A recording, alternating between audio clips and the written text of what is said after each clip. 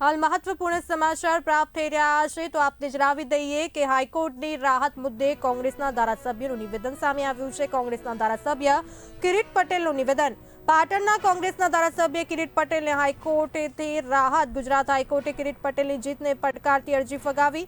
વર્ષ 2022 વિધાનસભા ચૂંટણીમાં મળેલી જીતને હાઈકોર્ટમાં પડકારવામાં આવી હતી। અરજી ચૂંટણી સમયે જાહેર કરવાની એફઆઈઆર સહિતની વિગતો છુપાવી હોવાની દલીલ હતી। અરજદાર પંકજ વિરાણી દ્વારા કિરીટ પટેલની જીતને પડકારતી અરજી કરાઈ હતી।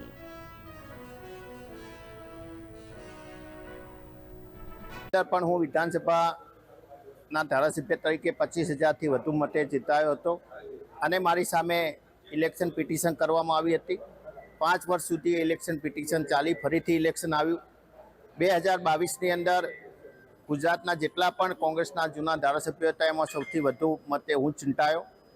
ફરીથી 2023ની અંદર પાટણના એક અરજી કરવા માટે ટેવેલા પંકજ વેલાણીએ, જેને અત્યાર સુધીમાં અમારી સામે 100થી વધુ જુદી જુદી અરજીઓ અને ફરિયાદો કરેલી છે, એમને નામદાર હાઈકોર્ટમાં ઇલેક્શન પિટિશન નંબર 9/2023થી અમને અમારી જીતને પડકારતી અરજી કરી હતી। એની સાથે અમારા હરીફ ઉમેદવાર રાજુલબેન દેસાઈ પણ જોડાયા હતા, પરંતુ આ અરજી એ નામદાર હાઈકોર્ટમાં કરેલી પિટિશન 9/2023 એ મેન્ટેનેબલ નથી અને આ પિટિશન શરૂઆતના સ્ટેજે રદ કરવી જોઈએ એવી સ્પેશિયલ એપ્લિકેશન અમે નામદાર હાઈકોર્ટની અંદર કરેલી।